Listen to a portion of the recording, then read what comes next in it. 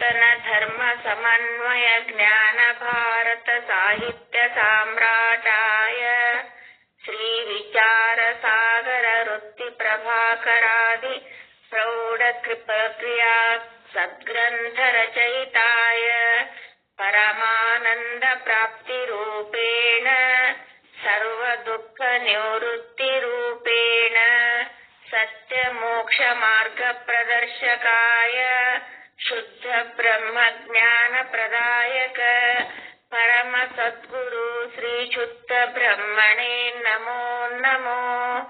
ಸಮಸ್ತ ಶುದ್ಧ ಬ್ರಹ್ಮ ಸ್ವರೂಪಾತ್ಮ ಚೇತನರ ಹೃತ್ಕಮಲ ವಾಸನೆ ನಮೋ ನಮೋ.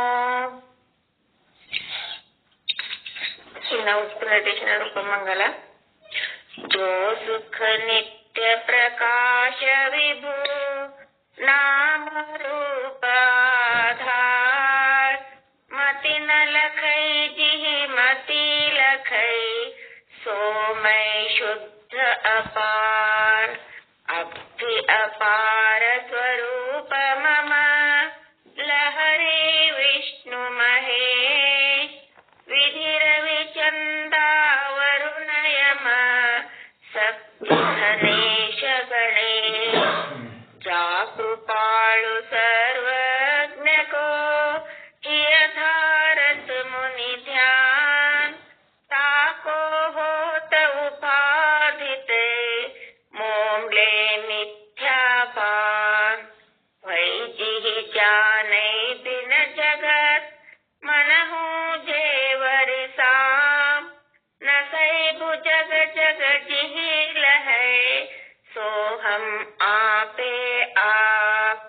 बोध जाहि जाको सुकृति भजत राम निष्काम सो मेरो है आत्मा काकू करू प्रणाम काकू करू प्रणाम. जो सुख नित्य प्रकाश विभु नाम रूप आधार मति न लखै जिहि मति लखै सो मैं शुद्ध अपार सो मैं शुद्ध अपार सो मैं शुद्ध अपार. सद्गुरु श्री साधु निश्चल दास जी महाराज की जय. सद्गुरु श्री पंडित पीताम्बर जी महाराज की जय. सद्गुरु श्री शरण बसव स्वामी जी महाराज की जय. जय मंगलम जय नम पार्वती पति शिव हर हर महादेव. ಎಲ್ಲರಿಗೂ ಶರಣು ಶರಣಾರ್ಥಿಗಳು. ಧನ್ಯವಾದಗಳು. ಶುದ್ಧ ಬ್ರಹ್ಮನಿಷ್ಠ ಗುರುಮಾತೆಯಾದ ನಾಗರತ್ನಮ್ಮನವರು ವಸ್ತು ನಿರ್ದೇಶ ರೂಪಮಂಗಲವನ್ನ ನುಡಿಸಿದವರಿಗೆ ಹೊತ್ತುಕೊಳ್ಳುವ ಅಭಿನಂದನೆಗಳು. ಈಗ ಪರಮ ಪೂಜ್ಯ ಶುದ್ಧ ಬ್ರಹ್ಮನಿಷ್ಠ ಸದ್ಗುರುಗಳಂತ ಶರಣ ಬಸವಸ್ವಾಮಿಗಳು ಈಗ ವಿಚಾರ ಸಾಗರದಲ್ಲಿ ಮೋಕ್ಷ ವಿಚಾರಗಳನ್ನು ತಮಗೆಲ್ಲ ತಿಳಿಸಿಕೊಡ್ತಾರೆ. ತಾವೆಲ್ಲ ಅನಿಸ್ಬೇಕು ಅಂತ ನಡೆಸಿಕೊಡ್ತಾರೆ.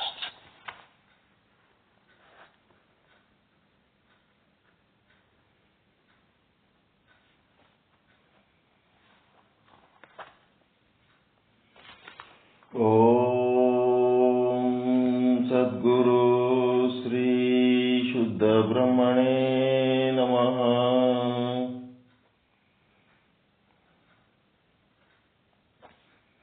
ಸಮಸ್ತ ಶುದ್ಧ ಬ್ರಹ್ಮ ಸ್ವರೂಪರಲ್ಲಿ ಅನಂತ ಅನಂತ ಪ್ರಣಾಮಗಳು.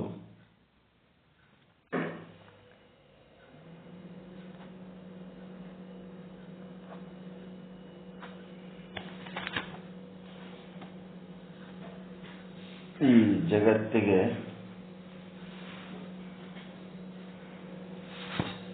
ನಿತ್ಯ ಜಗತ್ತ ಮಿಥ್ಯ ಅಂತ ಹೇಳಿದ್ರಿ, ಕಲ್ಪಿತ ಆದಂತ ಹೇಳಿದ್ರಿ. ಆದ್ರೆ ಇಂಥ ಒಂದು ಮಿಥ್ಯಾ ಜಗತ್ತಿಗೆ ಅಧಿಷ್ಠಾನ ಯಾರು, ಆಧಾರ ಯಾರು ಹೇಳ್ರಿ ಅಂತ ಶಿಷ್ಯ ಕೇಳಿದಾಗ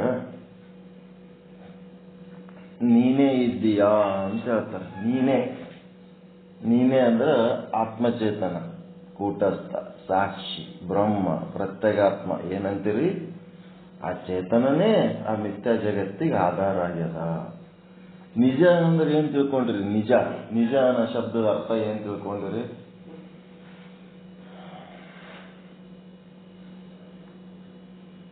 ನಿಜ ಅಂದ್ರೆ ಏನು?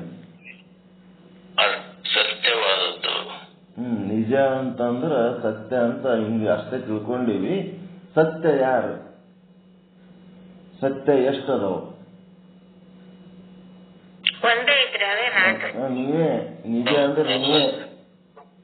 ವಾಚ್ಯಾರ್ಥದ ನಾನು ಆತ್ಮ. ನಿಜ ಅಂದ್ರೆ ಅದೇ ಒಂದೇ ಸತ್ಯ ಇರುವುದು, ಒಂದೇ ಸತ್ಯ. ಅದು ವಾಚ್ಯಾರ್ಥದ ನಾನು. ನಿಜವಾದ ಅಂತಂದ್ರ ನಾನೇ ಅಂತ ಅದರ ಅರ್ಥ. ನನ್ನಿಂದ ಭಿನ್ನವಾಗಿ ತಿಳ್ಕೊಳ್ಳೋದಿಲ್ಲ ನಿಜವನ್ನ.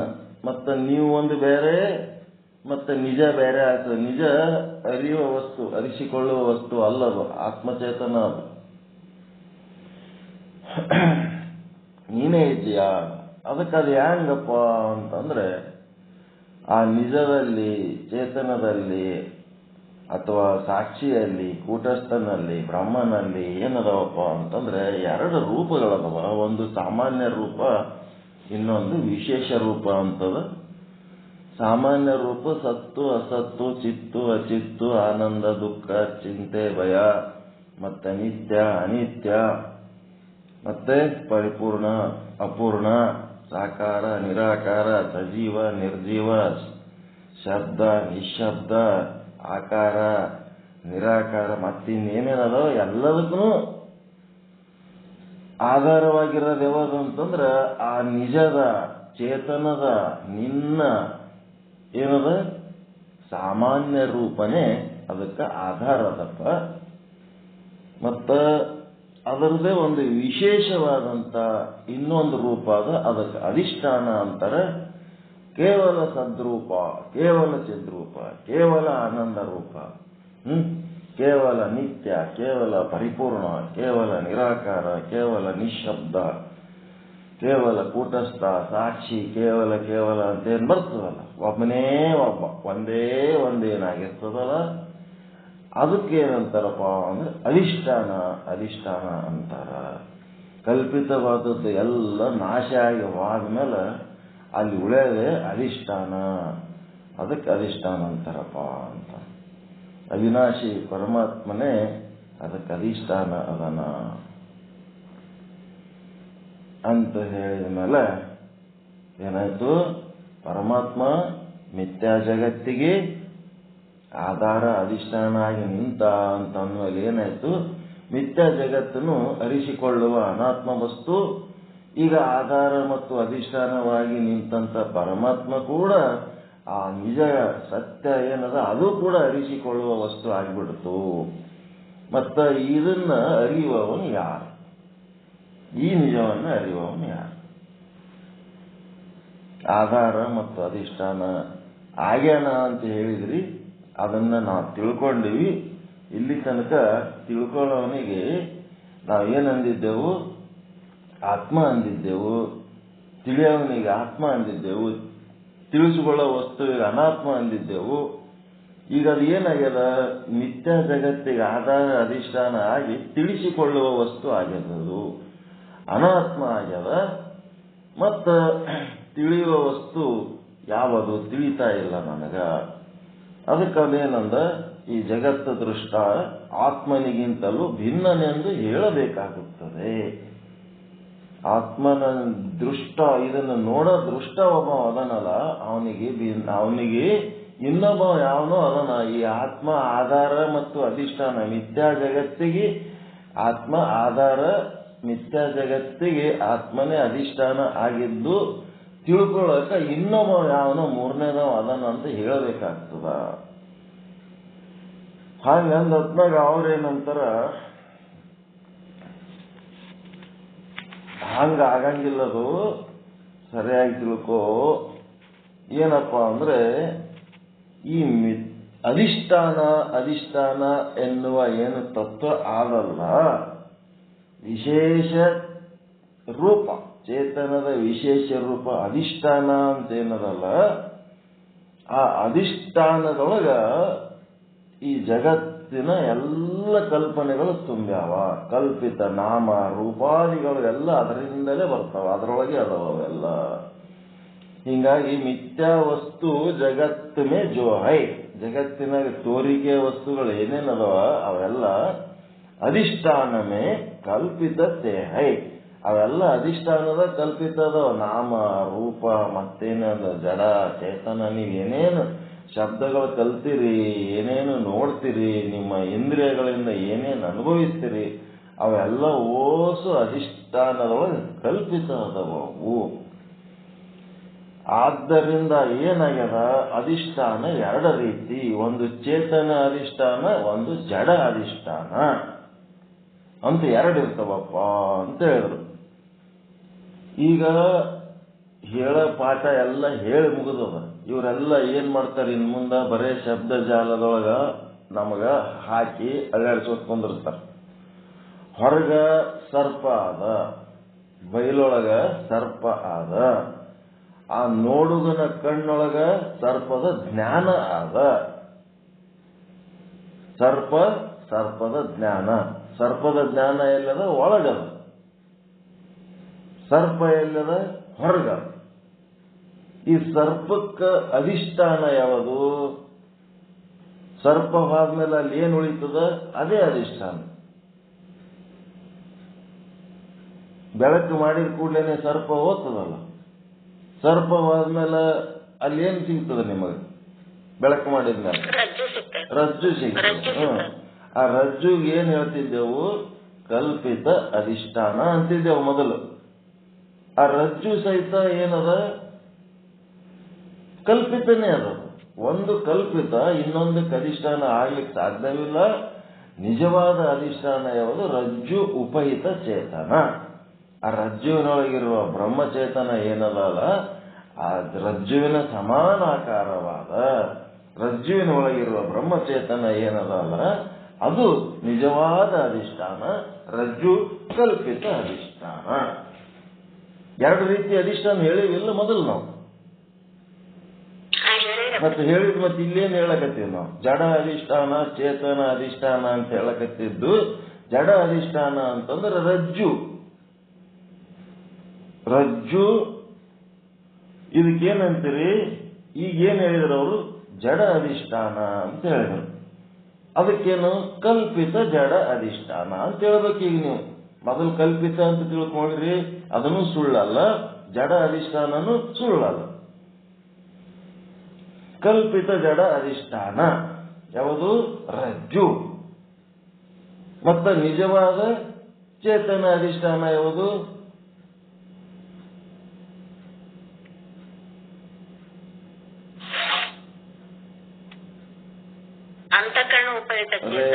ಈ ಕಡೆ ಹೋಗ್ರಿ, ಈ ಸೈಡ್ ಅದ್ರಾಗೆ ರಜ್ಜುವಿನಿಂದ ಒಳಗೆ ಹೋಗ್ಬೇಡ್ರಿ, ಹೊರಗಿಂದೆ. ಸರ್ಪವಾದ್ಮೇಲೆ ಹಗ್ಗ ಸಿಕ್ತು.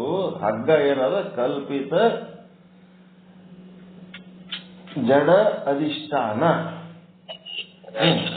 ಕಲ್ಪಿತ ಜಡ ಅಧಿಷ್ಠಾನ. ಅದ್ರ ಹಿಂದೆ ಏನದ?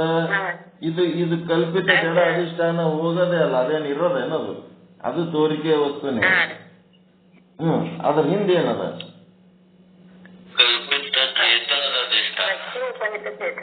ರಜ್ಜು ಉಪಹಿತ ಚೇತನ. ಅದು ರಜ್ಜು ಉಪಹಿತ ಚೇತನದಲ್ಲ ನಿಜವಾದ. ಮೊದಲು ನಿಜವಾದ ಅಧಿಷ್ಠಾನ ಅಂತಿದ್ರಲ್ಲ, ಈಗೇನನ್ಬೇಕು? ನಿಜವಾದ ಚೇತನದ ಅಧಿಷ್ಠಾನ. ಜಡ ಅಧಿಷ್ಠಾನ ಚೇತನ ಅಧಿಷ್ಠಾನ. ಮೊದಲು ಏನಂತಿದ್ರಿ? ಕಲ್ಪಿತ ಅಧಿಷ್ಠಾನ ನಿಜ ಅಧಿಷ್ಠಾನ ಅಂತಿದ್ರಿ. ಸರ್ಪಕ್ಕ ಕಲ್ಪಿತ ಅಧಿಷ್ಠಾನ ರಜ್ಜು. ಅದು ಈಗೇನಾಗ್ಯದ? ಜಡ ಅಧಿಷ್ಠಾನ ಅನಿಸ್ಕೊಳಕತ್ತದ ಈ ಪಾಠದಾಗ. ಮತ್ತೆ ರಜ್ಜುವಿಗೆ ನಿಜವಾದ ಅಧಿಷ್ಠಾನ ಯಾವುದು ಅಂದ್ರೆ ರಜ್ಜು ಉಪಹಿತ ಚೇತನ. ಅದು ಏನ್ ಅನಿಸ್ಕೊಳಕತ್ತದ? ಈ ಚೇತನ ಅಧಿಷ್ಠಾನ ಅನಿಸ್ಕೊಳಕತ್ತದ ಅಷ್ಟೇ.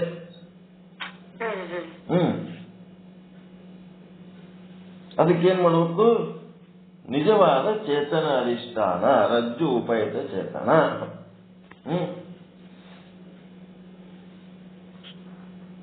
ತಿಳಿತಾ? ಏನ್ ಹೊಸದು ಹೇಳಕತ್ತೀವಿ ಇಲ್ಲಿ? ಏನು ಹೊಸದು ಹೇಳಲ್ಲ. ಈಗ ಮುಂದೆ ಹೇಳೋ ಪಾಠ ಬೇರೆ ಇದೆ. ಈಗ ಇದು ಹೊರಗಿನ ವಿಷಯ ಆಯ್ತು. ಹೇಳ್ರಿ, 3 ಕಲ್ಪಿತ ವಸ್ತು ಇದ್ಯಾವುದು?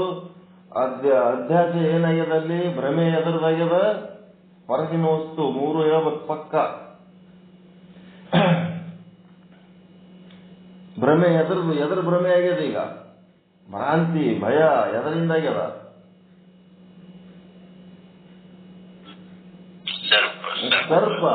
ಸರ್ಪದ ಭ್ರಾಂತಿ, ಸರ್ಪದ ಭ್ರಮೆ, ಸರ್ಪದ ಭಯ, ಸರ್ಪದ ಚಿಂತೆ, ಸರ್ಪದಿಂದ ದುಃಖ. ಅದು ಏನದು? ಇಡೀ ಜಗತ್ತಿನ ಎಲ್ಲಾ ವಸ್ತುಗಳಲ್ಲಿ ನಾನು ನನ್ನದು ಎನ್ನುವ ನಿಮ್ಮ ಸಂಸಾರ ಭಾವ ಏನದ ಅಲ್ಲ, ಅದೇ, ಮತ್ತಿನ್ನೇನಿಲ್ಲ. ಭ್ರಮೆ, ಭ್ರಾಂತಿ. ಜಗತ್ತಿನಲ್ಲಿರುವ ವಸ್ತುಗಳ ಬಗ್ಗೆ ನಿಮ್ಮ ತಲೆ ಒಳಗ ಏನು ಭಾವನೆಗಳು ತುಂಬಿಕೊಂಡಿರಿ, ಸಂಬಂಧ, ಸಂಪತ್ತು, ನಾನು, ನನ್ನದು, ನಾ ಕೈ ಬಿಟ್ರೆ ಹಾಳಾಗ್ತದ, ನಾನೇ ಕಟ್ತೀನಿ, ನಾನೇ ಮಾಡೀನಿ, ನಾನೇ ತಂದೀನಿ, ಇದೆಲ್ಲ ಓಟು ಏನದು? ಸರ್ಪ. ಸರ್ಪಾರೆ ಅಂದ್ರಿ ಶುಕ್ತಿ ಒಳಗಿನ ಬೆಳ್ಳಿಯರೆ ಅನ್ರಿ. ಸುಖ ಕೊಡುವಂತ ಪ್ರಸಂಗಗಳನ್ನು ಅದಾವ ಈ ಜಗತ್ತಿನೊಳಗ, ಅವು ಸುಳ್ಳ. ದುಃಖ ಕೊಡುವಂತ ಪ್ರಸಂಗಗಳದಾವ, ಅವು ಸುಳ್ಳ. ಶುಕ್ತಿ ಒಳಗಿನ ಬೆಳ್ಳಿನೂ ಸುಳ್ಳ,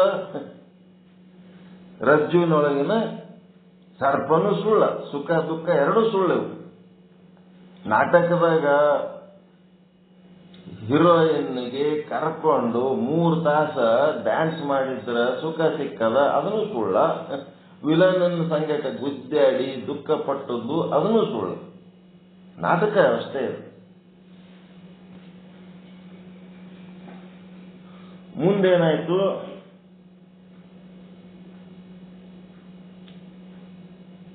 ಅಧ್ಯಾಸ ಎದರದಾಗ್ಯದ?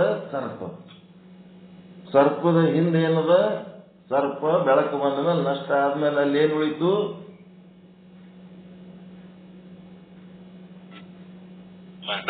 ರಜ್ಜು ಉಳಿತು. ರಜ್ಜು ಅಂದ್ರೆ ಏನದು? ಇಡೀ ಜಗತ್ತಿನ ಎಷ್ಟು ವಸ್ತುಗಳದವ ಆ ಎಲ್ಲ ವಸ್ತುಗಳ ಪ್ರತಿನಿಧಿ ಅದು. ಅರ್ಜುನ್ ಇದ್ದಂಗ.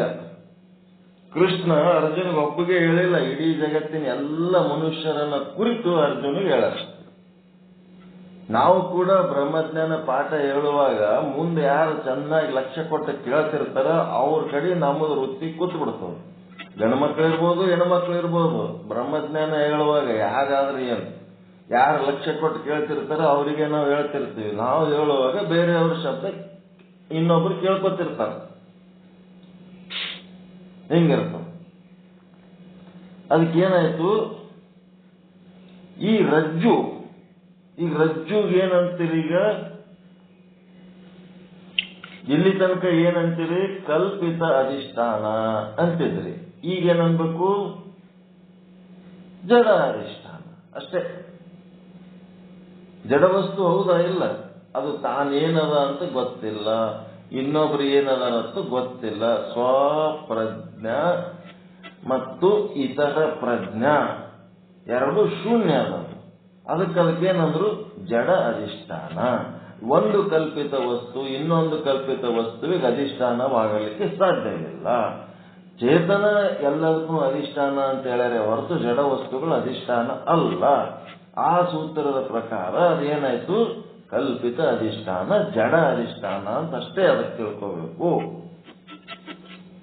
ಮುಂದೆ ಆ ರಜ್ಜುವಿಗೆ ಅಧಿಷ್ಠಾನವಾಗಿದ್ದು ಯಾವುದು? ರಜ್ಜು ಉಪಹಿತ ಚೇತನ. ಅದು ಏನದು ರಜ್ಜು ಉಪಹಿತ ಚೇತನ? ಚೇತನ ಅಧಿಷ್ಠಾನ, ನಿಜವಾದ ಅಧಿಷ್ಠಾನ. ನಿಜ ಅಂದ್ರೆ ನನ್ನ ವಾಚ್ಯ ಲಕ್ಷ್ಯಾರ್ಥ. ನಿಜ ಅಂದ್ರೆ ಬೇರೆ ಏನು ಅಲ್ಲ, ಆತ್ಮ ಸತ್ಯ ಒಂದೇ. ಹೀಗಾಗಿ ಇದು ತಿಳ್ಕೊಂಡ್ರಿ. ಇದೇನಾಯ್ತು? ಹೊರಗಿನ ಜಗತ್ತಿನ ಬಗ್ಗೆ ತಿಳ್ಕೊಳ್ಳೋದಿದು. ಬ್ರಹ್ಮ ನಿಮ್ಮಲ್ಲಿ ಏನದ? ಬ್ರಹ್ಮಜ್ಞಾನ. ಅಲ್ಲಿ ಉಪಹಿತ ಚೇತನವನ್ನು ಏನ್ ತಿಳ್ಕೊತೀರಲ್ಲ, ಆ ಚೇತನ ಬೇರೆ ಯಾರು ಅಲ್ಲ, ಅದು ನಾನೇ ಅಂತ ಜಗತ್ತಿನೊಳಗಿರುವ ಎಲ್ಲ ವಸ್ತುಗಳಲ್ಲಿ ಬ್ರಹ್ಮನೇ ಅದನ ಅಂತ ತಿಳ್ಕೊಳ್ಳೋದು ಬ್ರಹ್ಮಜ್ಞಾನ. ಆ ಜಗತ್ತಿನ ಎಲ್ಲ ವಸ್ತುಗಳಲ್ಲಿರುವ ಬ್ರಹ್ಮ ಬೇರೆ ಯಾರು ಅಲ್ಲ, ಅದು ನಾನೇ ಇದ್ದೀನಿ, ನನ್ನ ಸ್ವರೂಪನೇ ಅದ ಅಂತ ತಿಳ್ಕೊಂಡ್ರೆ ಅದು ಬ್ರಹ್ಮಭಾನ. ಇದೇನಾಯ್ತು? ಹೊರಗಿನ ಸುದ್ದಿ ಆಯ್ತು, ಬ್ರಹ್ಮನ ಸುದ್ದಿ. ನೆಕ್ಸ್ಟ್ ಈ ಕಡೆ ಒಳಗೆ ಬರಬೇಕು. ಒಳಗೇನಾಗ್ಯದ? ಸರ್ಪ ಇತ್ತಲ್ಲ ಹೊರಗೆ, ಒಳಗೇನಾಗ್ಯದ? ಸರ್ಪದ ಜ್ಞಾನ ಆಗ್ಯದ. ಪಿಂಡಾಂಡದ ಒಳಗ, ಅಂತಃಕರಣದ ಒಳಗ. ಈ ಸರ್ಪದ ಜ್ಞಾನಕ್ಕ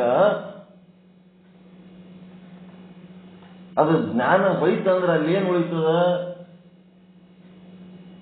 ಸರ್ಪದ ಜೊತೆಗೆ ಸರ್ಪದ ಜ್ಞಾನನೂ ಹೋಗ್ತದ. ಅಲ್ಲಿ ಏನ್ ಉಳಿತದ? ರಜ್ಜು ಎಲ್ಲದರಿ? ರಜ್ಜು ಹೊರಗದ, ಒಳಗೆ ನಿಮ್ಮೊಳಗೇನದ? ನಿಮ್ಮೊಳಗಿನ ರಜ್ಜು ಒಂದದಲ್ಲ, ಒಳಗಿನ ಹಗ್ಗ ಹೊರಗೆ ಬರ್ತದಲ್ಲ ನಿಮಗೆ. ಅಂತಃಕರಣ ವೃತ್ತಿ, ವೃತ್ತಿ ವೃತ್ತಿ ವೃತ್ತಿ ಒಳಗೆ ಎರಡು ಪ್ರಕಾರ. ಒಂದು ಅಂತಃಕರಣ ವೃತ್ತಿ, ಇನ್ನ ಒಂದು ಅವಿದ್ಯಾ ವೃತ್ತಿ. ಅವಿದ್ಯಾ ವೃತ್ತಿ ಚೇತನವನ್ನು ಆಶ್ರಯಿಸಿದೆ, ಅಂತಃಕರಣ ವೃತ್ತಿ ಅಂತಃಕರಣವನ್ನು ಆಶ್ರಯಿಸದ, ಅಂತಃಕರಣ ಚೇತನದೊಳಗೆ ಆಶ್ರಯಿಸದ.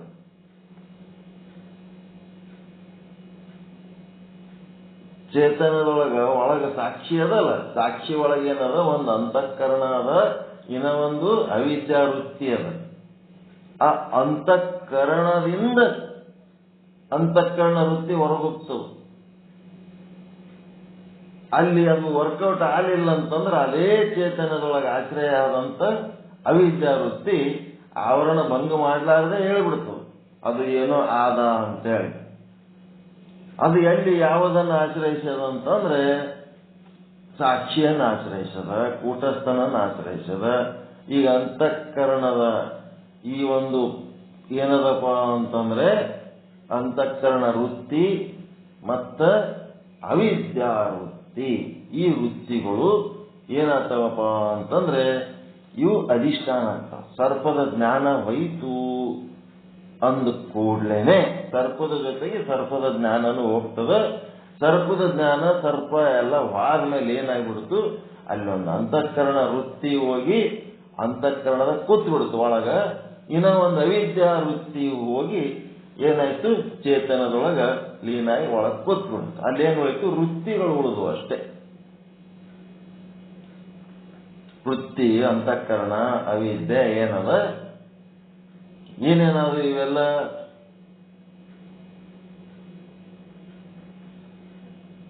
ಕಲ್ಪಿತ ಅಧಿಷ್ಠಾನ. ಎಂತ ಅಧಿಷ್ಠಾನ? ಜಡ ಅಧಿಷ್ಠಾನ. ಅಂತಃಕರಣ ವೃತ್ತಿ, ಅಂತಃಕರಣ ಮತ್ತ ಅಂತಃಕರಣ ವೃತ್ತಿ ಅಂದ್ರೆ ಒಂದೇ, ಅಂತಃಕರಣ ಅಂದ್ರೆ ಒಂದೇ. ಅಂತಃಕರಣದಿಂದ ಹೊರಗೆ ಬಂದಾಗ ಅದು ವೃತ್ತಿ ಅನಿಸ್ಕೊಳ್ತದೆ, ಒಳಗಿದ್ದಾಗ ಅಂತಃಕರಣ ಅನಿಸ್ಕೊಳ್ತದ. ಈಗೇನಾಯ್ತು? ಅದು ಅಂತಃಕರಣ ಮತ್ತು ಅವಿದ್ಯಾ ಅಂತೇನೆರಡದವಲ್ಲ, ಅವೆರಡು ಎಂತ ಅಧಿಷ್ಠಾನಗಳವು? ಎದಕ್ಕೆ ಅಧಿಷ್ಠಾನ? ಸರ್ಪದ ಜ್ಞಾನಕ್ಕೆ. ಸರ್ಪದ ಜ್ಞಾನಕ್ಕೆ ಅಧಿಷ್ಠಾನ. ಸರ್ಪ ಇರೋ ತನಕ ಅವು ಇರ್ತಾವ. ಸರ್ಪದ ಜ್ಞಾನ ಆದ ಮೇಲೆ, ಬೆಳಕು ಬಂದ ಮೇಲೆ ಸರ್ಪನೂ ಹೋಯ್ತು, ಸರ್ಪದ ಜ್ಞಾನನೂ ಹೋಯ್ತು. ಆ ಸರ್ಪದ ಜ್ಞಾನಕ್ಕೆ ಯಾವುದು ಅಧಿಷ್ಠಾನ ಆಗಿತ್ತಂತಂದ್ರ ಅವಿದ್ಯಾ ವೃತ್ತಿ. ಅದಕ್ಕೆ ಅವಿದ್ಯೆ. ಅವಿದ್ಯೆ ಹೊರಗೆ ಬಂದಾಗ ವೃತ್ತಿ ಅನಿಸ್ಕೊತದ, ಅಂತಃಕರಣ ಹೊರಗೆ ಬಂದಾಗ ವೃತ್ತಿ ಅನಿಸ್ಕೊತದ. ಒಳಗಿದ್ದಾಗ ಅವಿದ್ಯೆ ಮತ್ತು ಅಂತಃಕರಣ ಅವು ಏನದು? ಕಲ್ಪಿತ ಅಧಿಷ್ಠಾನ. ಈ ಪಾಠದಾಗ ಏನನ್ಲಕತ್ತಾರ ಅವಕ್ಕ? ಕಲ್ಪಿತ ಅಧಿಷ್ಠಾನಕ್ಕೆ ಏನನ್ಲಕತ್ತಾರ? ಜಡ ಅಧಿಷ್ಠಾನ. ಅವಕ್ಕ ಚೇತನದ ಬಗ್ಗೆ ಏನೇನು ಪ್ರಜ್ಞೆ ಇಲ್ಲ. ಅವ್ರದ್ದೆಲ್ಲ ಕೆಲಸ ನಡೆಯದೇ ಚೇತನದಿಂದ. ಅವ ಆಶ್ರಯ ಎದರ ಆಶ್ರಯದಾಗ ಅದಾವ? ಚೇತನದ ಆಶ್ರಯದಾಗ ಅದಾವ. ಅವಿದ್ಯೆ ಮತ್ತು ಅಂತಃಕರಣ ಇದ್ದು ಆ ಚೇತನದ ಬಗ್ಗೆ ಅವಕ್ಕೆ ಪ್ರಜ್ಞೆ ಇಲ್ಲ. ಅದಕ್ಕೇನದು? ಕಲ್ಪಿತ ಅಧಿಷ್ಠಾನ, ಜಡ ಅಧಿಷ್ಠಾನ. ಇದು ಅಂತಃಕರಣ ಮತ್ತು ಅವಿದ್ಯೆ.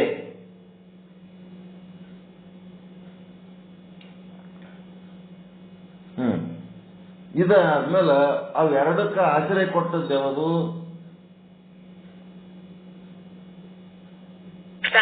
ಸಾಕ್ಷಿ ಚೇತನ. ಅದು ಎಂತ ಅಧಿಷ್ಠಾನ? ಚೇತನ ಅಧಿಷ್ಠಾನ. ಚೇತನ ಅಧಿಷ್ಠಾನ, ನಿಜವಾದ ಅಧಿಷ್ಠಾನ. ಮೊದಲಿಷ್ಟು ತಿಳ್ಕೋಬೇಕು. ತಿಳ್ಕೊಂಡ ಮೇಲೆ ಅಲ್ಲಿ ಏನ್ ಹೇಳ್ತಾರ? ಜಡ ವಸ್ತು, ಜಡ ಅಧಿಷ್ಠಾನ ಅಂತ ಇದ್ದಾಗ ಅದೇನಾಗ್ತದ? ಅರಿಸಿಕೊಳ್ಳುವ ವಸ್ತು ಆಗ್ತದ. ಅಂತಃಕರಣ ಅಥವಾ ಅವಿದ್ಯೆ ಏನದ? ಅರಿಸಿಕೊಳ್ಳುವ ವಸ್ತು. ರಜ್ಜು ಏನದ? ಅರಿಸಿಕೊಳ್ಳುವ ವಸ್ತು. ಈಗ ರಜ್ಜುವನ್ನ ಅರಿಯುವುದಕ್ಕ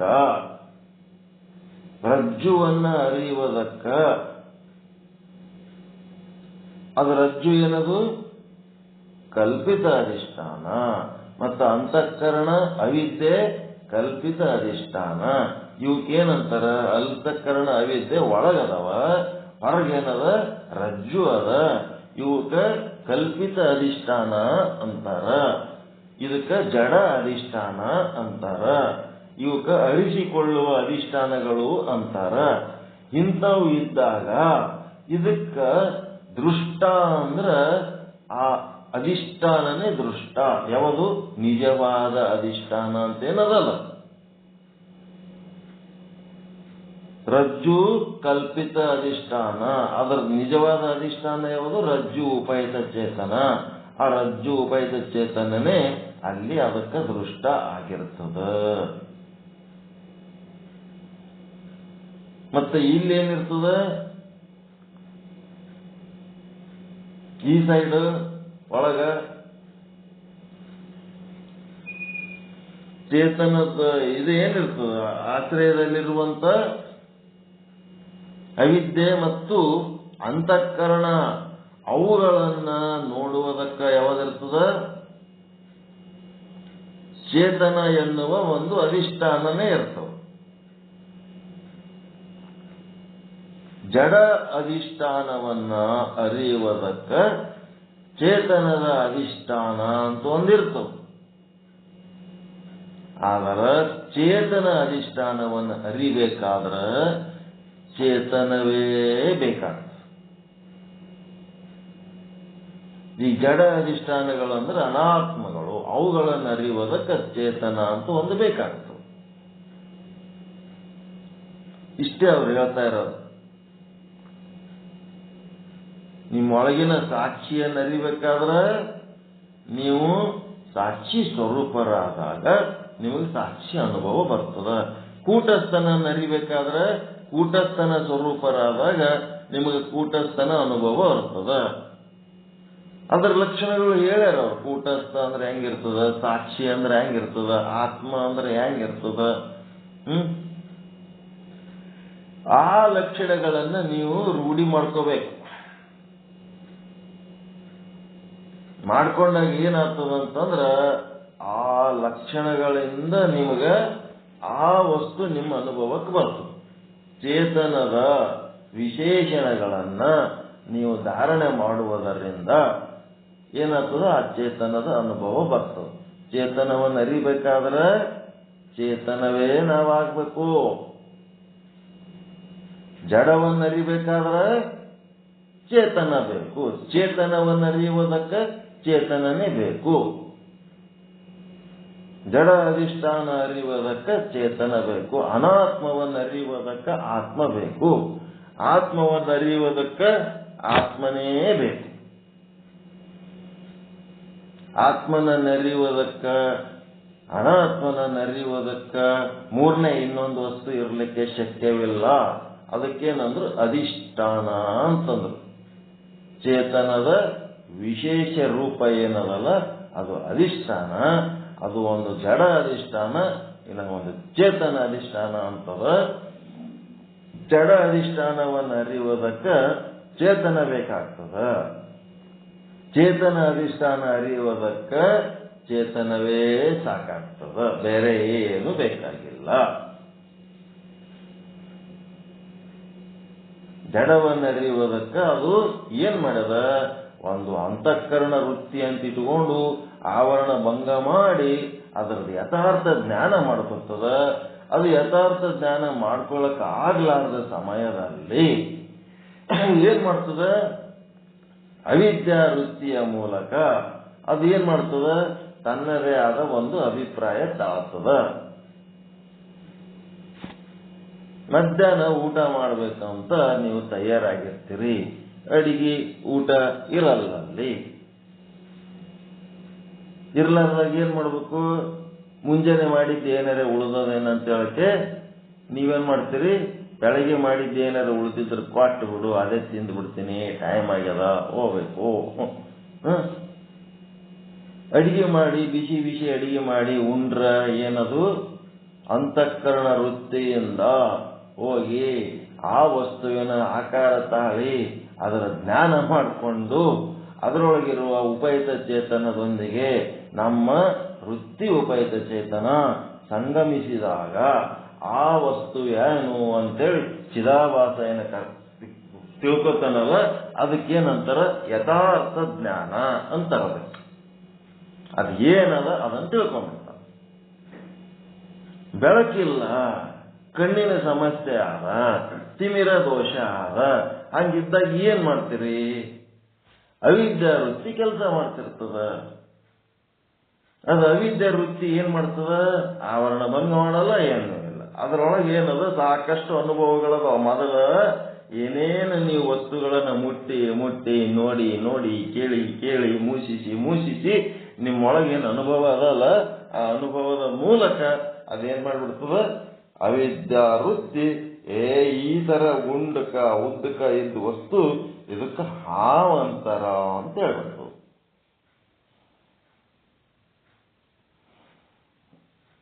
ಅದಕ್ಕೆ ಅಧಿಷ್ಠಾನದಲ್ಲಿ ಎರಡು ಪ್ರಕಾರ. ಅಧಿಷ್ಠಾನ ಅಂದ್ರೆ ಏನು ಅಂತಂದ್ರೆ ಚೇತನದ ವಿಶೇಷ ರೂಪ. ಅಧಿಷ್ಠಾನದ ಲಕ್ಷಣ ಏನುವಪ್ಪ ಅಂತಂದ್ರೆ ಅದು ನಾಶ ಆಗಂಗಿಲ್ಲ. ಮಿಥ್ಯವಾದ ಜಗತ್ತು ನಾಶವಾಗಿ ಹೋದ್ರೂ ಆ ಚೇತನದ ವಿಶೇಷ ರೂಪ ಏನದಲ್ಲ ಅದು ನಾಶವಾಗಂಗಿಲ್ಲ, ಅದು ಅವಿನಾಶಿ ಆದ. ಮತ್ತದು ಅಧಿಷ್ಠಾನ ಅಂದ್ರೆ ಆತ್ಮನೇ, ಮತ್ತೇನಿಲ್ಲ, ಅವಿನಾಶಿ ಆತ್ಮ. ಅದು ಏನ್ ಮಾಡ್ತದಪ್ಪ ಅಂತಂದ್ರೆ ಎರಡು ರೀತಿಯಾದ, ಒಂದು ಜಡ ಅಧಿಷ್ಠಾನ, ಒಂದು ಚೇತನ ಅಧಿಷ್ಠಾನ. ರಜ್ಜು ಆಗಿದ್ದುನು ಅಧಿಷ್ಠಾನನೇ, ಮುಂದ ರಜ್ಜು ಉಪಯುಕ್ತ ಚೇತನ ಆಗಿದ್ದುನು ಅಧಿಷ್ಠಾನನೇ, ಮತ್ತೆ ಈ ಕಡೆ ಅಂತಃಕರಣ ಅವಿದ್ಯೆ ಆಗಿದ್ದುನು ಅಧಿಷ್ಠಾನನೇ. ಅದರ ಹಿಂದಿರುವ ಚೇತನ ಏನದಲ್ಲ ಸಾಕ್ಷಿ, ಅದನ್ನು ಅಧಿಷ್ಠಾನನೇ. ಈ ರಜ್ಜು ಏನು ಅಧಿಷ್ಠಾನ ಅದ ಇದು ಕಲ್ಪಿತ ಆದ, ಇದು ಜಡ ಅಧಿಷ್ಠಾನ ಅಂತಾರ. ಅದೇನು ಸುಳ್ಳಲ್ಲ. ಹಾವಿಗೆ ಹಗ್ಗನೆ ಅಧಿಷ್ಠಾನ, ಅದು ಜಡ ಅಧಿಷ್ಠಾನ.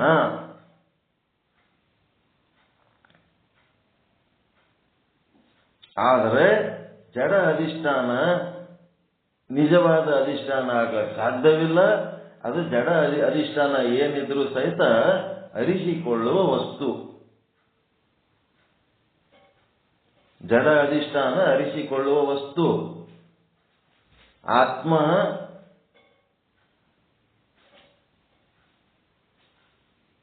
ಅರಿಸಿಕೊಳ್ಳುವ ವಸ್ತು ಹೆಂಗಾಯ್ತ್ರಿ ಅಂತಂದ್ರ, ಈಗ ಹಗ್ಗ ಹೆಂಗ ಜಡ ಅಧಿಷ್ಠಾನ ಆದ, ಅದು ಸರ್ಪಕ್ಕ ಅಧಿಷ್ಠಾನ ಇರ್ಬೋದು, ಚೇತನಕ್ಕೆ ಅಧಿಷ್ಠಾನ ಅಲ್ಲದು, ನಿಜವಾದ ಅಧಿಷ್ಠಾನ ಅಲ್ಲದು. ಜಡವಸ್ತುನು ಅಧಿಷ್ಠಾನನೇ. ಕಲ್ಪಿತ ಸರ್ಪಕ್ಕೆ ಜಡ ರಜ್ಜು ಅಧಿಷ್ಠಾನ. ಈ ಜಡ ರಜ್ಜುವಿಗೆ ನಿಜವಾದ ಅಧಿಷ್ಠಾನ ಅಂತಂದ್ರೆ ರಜ್ಜು ಉಪಯುಕ್ತ ಚೇತನ.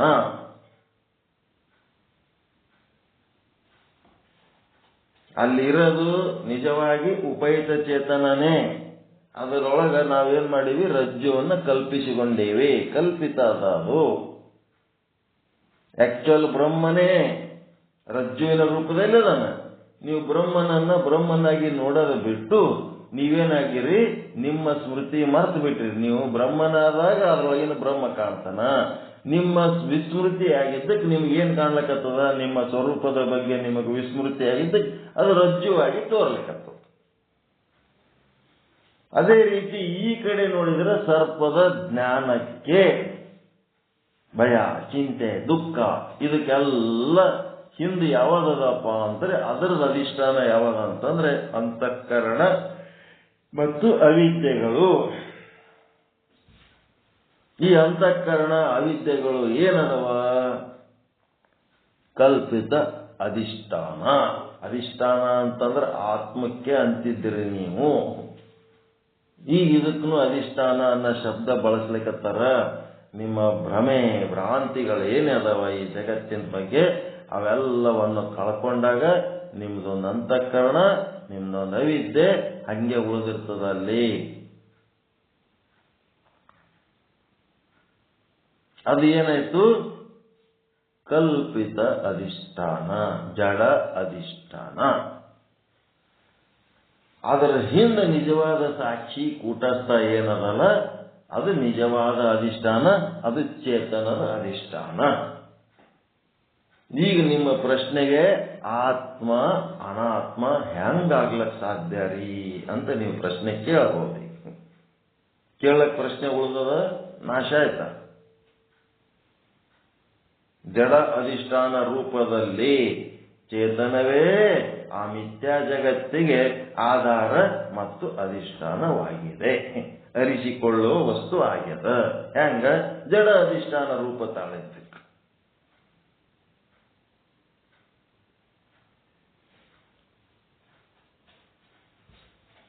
ಏನ್ ಮಾಡಕ್ಕಾಗ್ತದೆ? ಸಾಹುಕಾರ ಭಾರಿ ದೊಡ್ಡ ಸಾಹುಕಾರ, ಅವನು ಸಾಲ ಮಾಡಿಬಿಡ್ತಾನ. ಸಾಲ ಮಾಡಿದ್ಮೇಲೆ ಅವ ಸಾಲಗಾರರ ಬಳಿ ಕೈ ಜೋಡಿಸ್ಬೇಕಾ ಬೇಡ? ಸಾಲ ಕೊಟ್ಟವ್ರ ಮುಂದೆ ಕೈ ಜೋಡಿಸ್ಬೇಕಿಲ್ಲ. ಅವ್ ಬೇಕಾದ್ರೆ ಸಾಹುಕಾರ ಇರ್ಬೋದು, ಅವನ ಸಾಹುಕಾರಿಕೆ ಮೀರಿದ್ರೆ ಸಾಲ ಮಾಡಿಬಿಟ್ಟಾನೆ. ಆ ಕಡೆಗೆ ಬರ್ತದ ಈ ಕಡೆ ಎಲ್ಲರಿಗೋ ಇಸ್ಕೊಂಡು ಯಾರ್ಯಾರಿಗೋ ಕೊಟ್ಟು ಅವ್ರು ಕೊಡ್ತಾರ, ಇವ ಭರವಸೆ ಮಾಡ್ಯಾನ, ಇವ ಕೊಡ್ತಾನಂತ ಅವ್ರು ಭರವಸೆ ಮಾಡ್ಯಾರ. ಈಗೇನ್ ಮಾಡ್ಬೇಕು? ಸಾಲ ಕೊಟ್ಟವ್ರ ಕೈ ಮುಗಿಬೇಕಿಲ್ಲ. ಅವ ಎಂತ ಸಾಹುಕಾರ ಇದ್ರ ಏನು? ಅನಾತ್ಮದ ಅಭಿಮಾನಿ ಆಗಿದ್ದಕ್ಕ ಅದೇನಾಯ್ತು? ಅರಿಸಿಕೊಳ್ಳುವ ವಸ್ತು ಆಗ್ಯದ. ಈಗ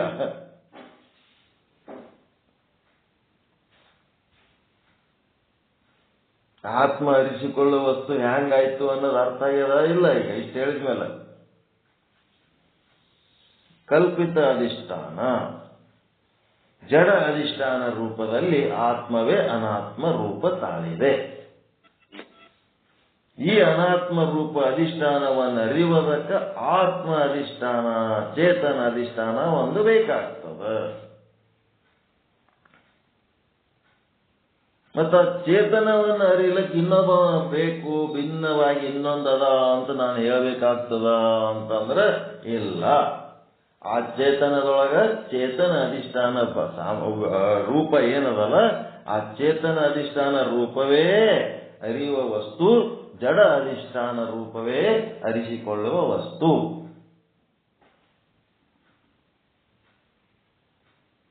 ಅನುಭವಕ್ಕೆ ಬಂತ? ತಿಳಿತ?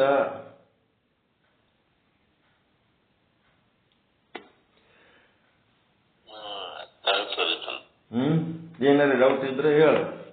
ಏನಾರ ಇದ್ರೆ ಮತ್ತೆ ಮುಂದೆ ಹೋಗೋದಿಲ್ಲ, ಇದ್ರಾಗೆ ಬಗೆಹರಿಸ್ಬೇಕು ನಾವು ಎಷ್ಟೊತ್ತಾದ.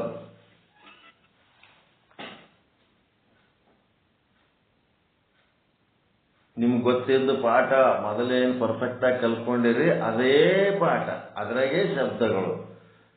ಕಲ್ಪಿತ ಅಧಿಷ್ಠಾನಕ್ಕ ಜಡ ಅಧಿಷ್ಠಾನ ಅಂದ್ರು, ಉಪಹಿತ ಚೇತನಕ್ಕ ಚೇತನ ಅಧಿಷ್ಠಾನ ಅಂದಾರ ಅಷ್ಟೇ. ಅಲ್ಲೇನು ಈ ಜಡ ಚೇತನ ಇವು ಏನದವ, ಉಪಹಿತ ಚೇತನ, ನೀವು ಸಾಕ್ಷಿ ಚೇತನ ಏನಂತೀರಿ, ಇವುಗಳನ್ನು ಅರಿಲಕ್ಕ ಒಬ್ಬ ಬೇರೆ ಬೇಕಾಯ್ತಲ್ಲ ಅಂದಾಗ ಹಂಗೇನಿಲ್ಲ.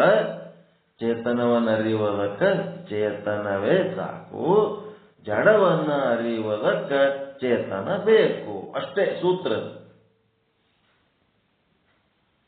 ಅನಾತ್ಮವನ್ನು ಅರಿಯುವುದಕ್ಕ ಆತ್ಮ ಅಂತ ಬೇಕು, ಆತ್ಮವನ್ನು ಅರಿಯುವುದಕ್ಕ ಆತ್ಮವೇ ಸಾಕು. ಮತ್ತಿನ್ನ ಒಂದು ಆತ್ಮ ಬಿಟ್ಟು ಮತ್ತೊಂದೇನು ಅರಿಯಂಗಿಲ್ಲ. ಎದರಿಂದಲೂ ಅದು ಅರಿವಿಗೆ ಬರಂಗಿಲ್ಲ.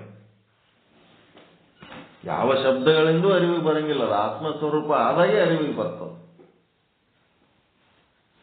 ಪೆಟ್ಟುಗಳು ಏನ್ ಬೀಳಕತ್ತವ, ಕರ್ಮದ ಪೆಟ್ಟು, ಕಮ್ಮಾರನ ಸುತ್ತಿಗೆಯಿಂದ ಅವೆಲ್ಲ ಚಿದಾಭಾಸನಿಗೆ ಮತ್ತೆ ಸ್ಥೂಲ ಶರೀರ ಸೂಕ್ಷ್ಮ ಶರೀರಗಳಿಗೆ ಅವೆಲ್ಲ ಪೆಟ್ಟು ಬೀಳಕತ್ತವ. ನಾನು ಆತ್ಮ. ಕಮ್ಮಾರನ ಅಡಿಗಲ್ಲ ಹೆಂಗದ ಹಂಗ. ಈ ಯಾವ ಪೆಟ್ಟುಗಳಿಗೂ ನಾನು ಸಂಬಂಧ ಇಲ್ಲ, ಸುತ್ತಿಗೆ ಪೆಟ್ಟುಗಳಿಗೆ ನಾನು ಸಂಬಂಧ ಇಲ್ಲ. ಈ ರೀತಿಯಾಗಿ ನೀವು ಮನನ ಮಾಡಬೇಕು. ಬರೀ ಶ್ರವಣ ಮಾಡಿದ್ರೆ ಆಗಂಗಿಲ್ಲ. ಸಾಕ್ಷಿ ಅಂದ್ರ ಸುಮ್ಮನೆ ನೋಡ್ಕೋತಿರ್ಬೇಕು. ಯಾವ್ದಾದ್ರು ಏನ್ ಕರ್ಮ ಮಾಡ್ತದ ಅದ್ರ ಫಲ ಅದು ಅನುಭವಿಸ್ತಿರ್ತದ. ಏನ್ ಕರ್ಮ ಮಾಡ್ತದ ಏನ್ ಫಲ ಅನುಭವಿಸ್ತಿರ್ತದ ನೋಡ್ಕೋತಿರ್ಬೇಕು. ಸಾಕ್ಷಿ ಅಂತಂದ್ರ ನೋಡಿದರೆ ದೇವ, ಅದರೊಳಗೆ ಹೋಗಿ ಕೂಡಿದರೆ ಜೀವ.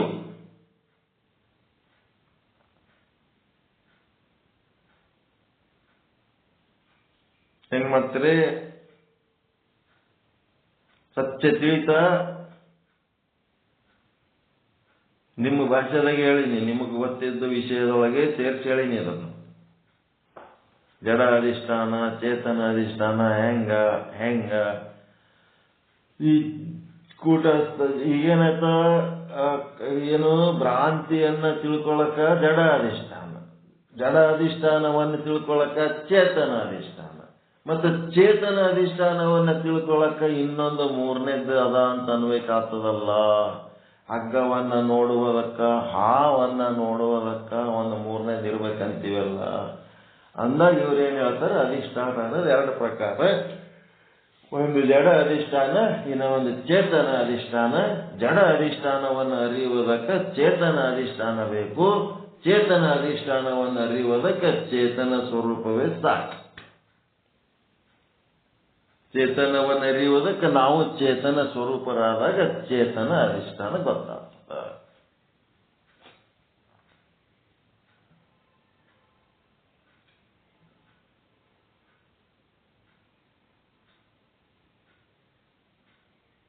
ಹಂಗಿದು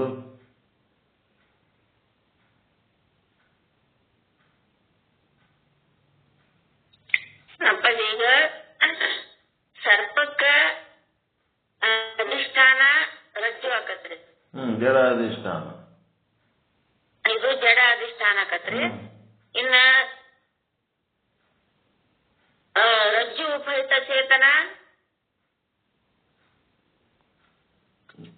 ನಿಜವಾದ ಚೇತನ ಅಧಿಷ್ಠಾನ. ಎದಕ್ರೆ ಪೂಜೆ? ಸರ್ಪಕ್ಕೂ ಇನ್ನು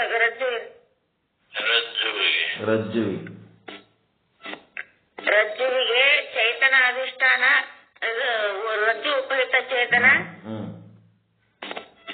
ಚೇತನ ಅಧಿಷ್ಠಾನ.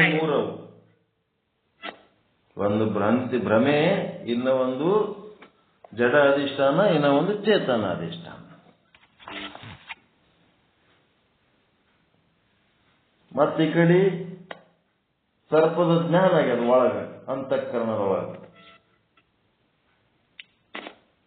ಸರ್ಪದ ಜ್ಞಾನಕ್ಕ ಅಂತಃಕರಣ ಮತ್ತು ಅವಿದ್ಯಾ ಬೆಳಕಿದ್ದಾಗ ಅಂತಃಕರಣ ವೃತ್ತಿ ಮತ್ತು ಅವಿದ್ಯಾ ವೃತ್ತಿ ಕಲ್ಪಿತ ಜಡ ಅಧಿಷ್ಠಾನ.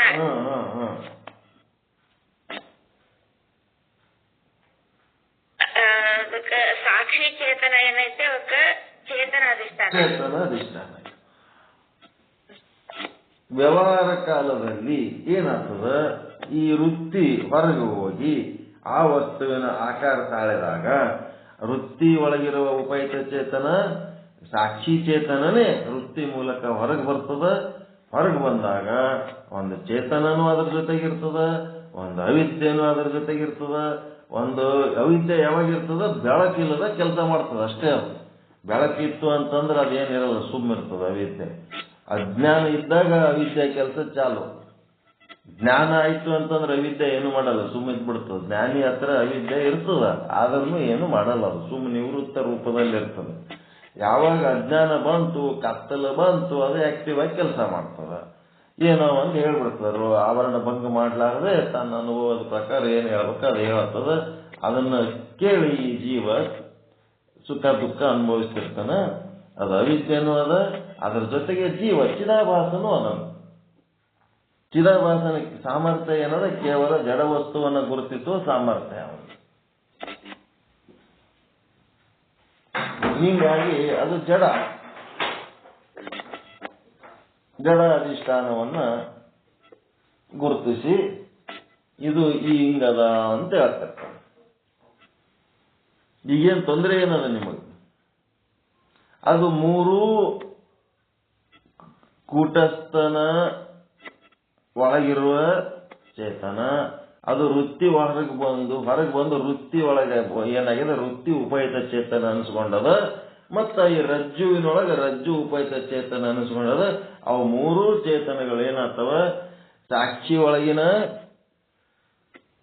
ಚೇತನ ಮತ್ತೆ ಆ ಒಂದು ವೃತ್ತಿ ಉಪಯುತ ಚೇತನ ಮತ್ತೆ ವಿಷಯ ಉಪಯುತ ಚೇತನ ಅಥವಾ ರಜ್ಜು ಉಪಯುತ ಚೇತನ ಎಲ್ಲ ಅವು ಸಂಗಮ ಆಗ್ತಾವ. ಫಸ್ಟ್ ಅವು ಆದ ಕೂಡ್ಲೇನೆ ಚಿದಾಭಾಸಗ ಗೊತ್ತಾಗ್ತದ ಇದು ರಜ್ಜು ಆದ ಅಂತ ಹೇಳಕ್ ಬರ್ತದ ನೀವು ಚಿದಾಭಾಸ.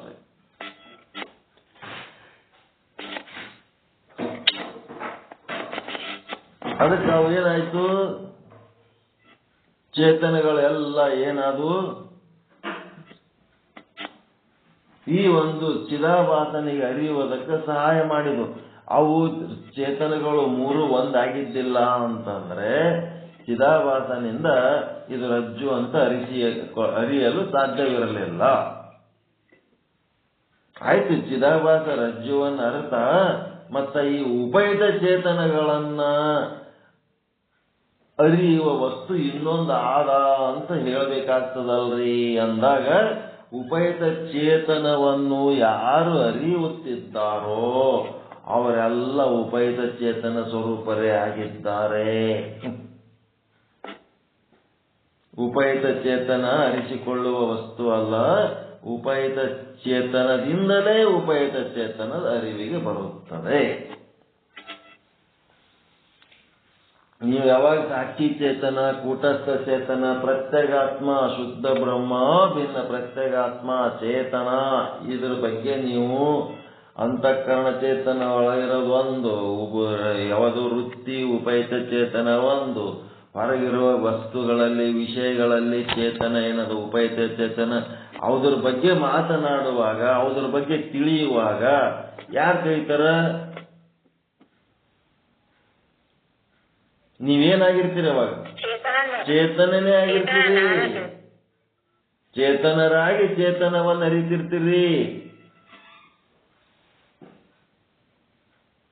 ಜಡ ವಸ್ತುಗಳನ್ನು ಅರಿಯುವಾಗ ಚೇತನರೇ ಆಗಿರ್ತೀರಿ. ಚೇತನರಾಗಿ ನೀವು ಜಡ ವಸ್ತುವನ್ನು ಅರಿತೀರಿ, ಚೇತನರಾಗಿಯೇ ನೀವು ಚೇತನವನ್ನು ಅರಿತೀರಿ. ರಜ್ಜುವನ್ನ ಅರಿಯುವಾಗ ನೀವು ಚೇತನರಾಗಿರ್ತೀರಿ.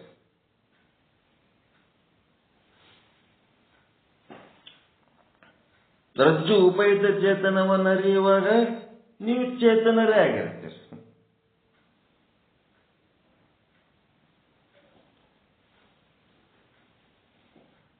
ಜಡವಸ್ತು ಇದ್ದಾಗ ಇನ್ನ ಒಂದು ಅರಿಯುವುದಕ್ಕೆ, ಅನಾತ್ಮವನ್ನು ಅರಿಯುವುದಕ್ಕೆ ಆತ್ಮ ಅಂತ ಇನ್ನೊಂದು ಬೇಕಾಗ್ತದ. ಜಡ ಅಧಿಷ್ಠಾನವನ್ನು ಅರಿಯುವುದಕ್ಕ ಚೇತನ ಅಧಿಷ್ಠಾನ ಅಂತ ಬೇಕಾಗ್ತದ. ಆದರೆ ಚೇತನ ಅಧಿಷ್ಠಾನವನ್ನು ಅರಿಯುವುದಕ್ಕ ಚೇತನವೇ ಸಾಕಾಗ್ತದ. ಯಾವಾಗ ನೀವು ಬ್ರಹ್ಮದ ವಿಷಯ ಚರ್ಚೆ ಮಾಡ್ತಿರ್ತೀರಿ, ಓದ್ತಿರ್ತೀರಿ, ಬರೀತಿರ್ತೀರಿ, ಕೇಳ್ತಿರ್ತೀರಿ, ಅದರಿಂದ ಆನಂದ ಅನುಭವ ಏನಾಗ್ತಿರ್ತದಲ್ಲ, ಆ ಕಾಲದಲ್ಲಿ ನೀವೇನಾಗಿರ್ತೀರಿ? ಬ್ರಹ್ಮ ಸ್ವರೂಪನೇ ಆಗಿರ್ತೀರಿ.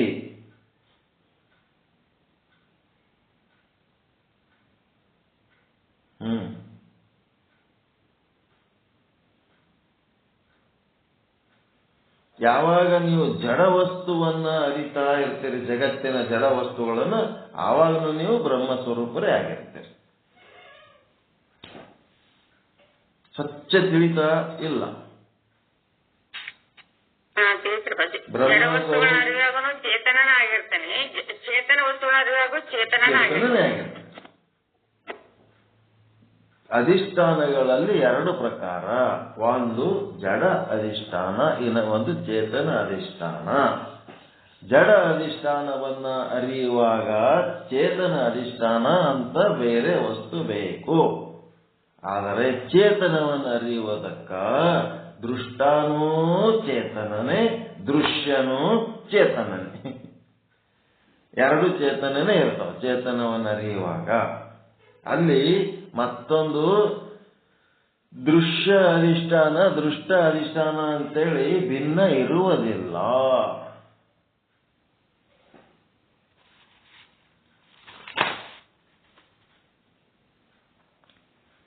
ಚೇತನ ವಸ್ತು ಅಧಿಷ್ಠಾನವಾಗಿರುವಾಗ ಅಲ್ಲಿ ದೃಷ್ಟ ಅಂತ ಬೇರೆ ಇನ್ನೊಂದು ಇರಲ್ಲ. ಜಡ ಅಧಿಷ್ಠಾನವನ್ನ ಅರಿಯುವಾಗ ಅಲ್ಲೇನಿರ್ತದೆ, ಚೇತನ ಅಧಿಷ್ಠಾನ ಅಂತ ಬೇರೆ ಇರ್ತದೆ. ಆದರೆ ಚೇತನವನ್ನು ಅರಿಯುವಾಗ ಅಲ್ಲಿ ದೃಷ್ಟ ಅಂತ ಬೇರೆ ಇರಲ್ಲ.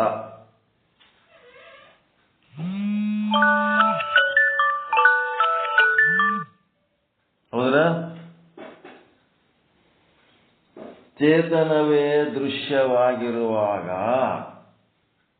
ಚೇತನವೇ ದೃಷ್ಟ ಆಗಿರುತ್ತದೆ, ಅಲ್ಲಿ ದೃಷ್ಟ ಅಂತ ಬೇರೆ ಇರಲ್ಲ. ಜಡವಸ್ತು ದೃಶ್ಯವಾಗಿರುವಾಗ ಚೇತನ ದೃಷ್ಟ ಆಗಿರ್ತದ, ಅಲ್ಲಿ ಚೇತನವಂತ ಒಂದು ಬೇರೆ ವಸ್ತು ಇರ್ತದೆ ಜಡವಸ್ತುವನ್ನು ಅರಿಯುವುದಕ್ಕ. ಜಡವಸ್ತು ದೃಶ್ಯವಾಗಿರುವಾಗ ಚೇತನ ದೃಷ್ಟ ಆಗಿರ್ತದ, ಜಡದಿಂದ ಭಿನ್ನವಾದಂತ ವಸ್ತು ಅದು. ಜಡ ವಿನಾಶಿ, ಚೇತನ ಅವಿನಾಶಿ.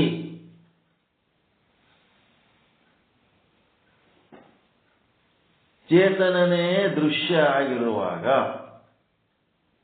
ಅಲ್ಲಿ ಆ ಚೇತನಕ್ಕೆ ಮತ್ತೊಂದು ದೃಷ್ಟ ಅಂತಿಲ್ಲ, ಚೇತನವೇ ದೃಷ್ಟ ಆಗಿ ಚೇತನವನ್ನು ಅರಿತದ. ಚೇತನವನ್ನು ಅರಿಯುವುದಕ್ಕ, ಚೇತನ ರೂಪ ದೃಶ್ಯವನ್ನು ಅರಿಯುವುದಕ್ಕ ನಾವು ಚೇತನ ರೂಪ ದೃಷ್ಟನೇ ಆಗಬೇಕು.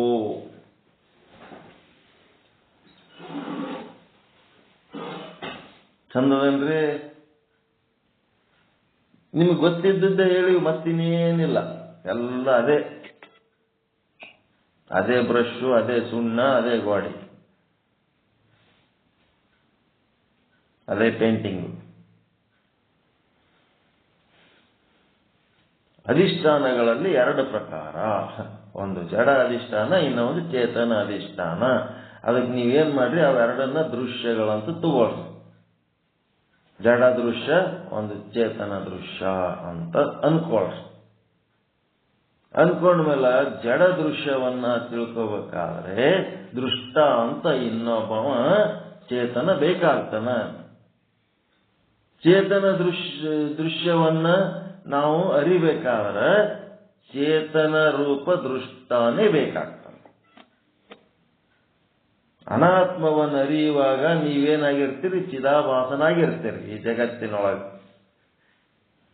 ಚಿದಾಭಾಸ ಆಗಿ, ಚಿದಾಭಾಸ ಯಾರ ಆಶ್ರಯದಾಗ ಅದನ? ಚೇತನದ ಆಶ್ರಯದಾಗಿ ಅದನ.